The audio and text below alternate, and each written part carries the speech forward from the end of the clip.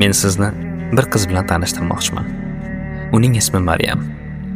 Tasavvur qiling, bir qiz tug'iladi, ammo uning dunyoga kelgani hech kimni xursand qilmaydi. U otasining ko'zlarida hech qachon faxrni ko'rmaydi. Onasi ham uni bag'riga bosib, "Sen mening baxtimsan" deb ayta olmaydi. Shunday bo'lsa ham, Maryamni bitta orzusi bor edi. U ham bo'lsa o'qish. Lekin taqdir uning oldiga bir emas, o'nlab devorlarni qo'yadi. Qiz bola o'qimaydi, qiz bola orzu qilmaydi kabi. Keyin esa atrofga qaraysiz. Bugun oramizda Maryamlar ko'p. Kulib yuradigan, lekin ichida yig'laydigan qizlar. Orzusidan voz kechgan qizlar.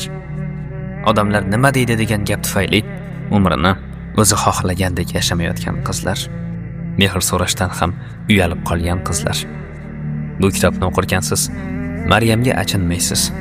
Siz balki u bilan birga yashaysiz. U bilan birga umid qilasiz. U bilan birga yig'laysiz. Chunki men yig'ladim yoki qalbingizni qayerdir og'riydi. Shunday joylari borki, kitobni yopib qo'yib, bir necha daqiqa hech narsa o'qiy olmasdan faqat o'ylaysiz. Bugun ham oramizda uning taqdiri bilan yashayotgan minglab qizlar bor.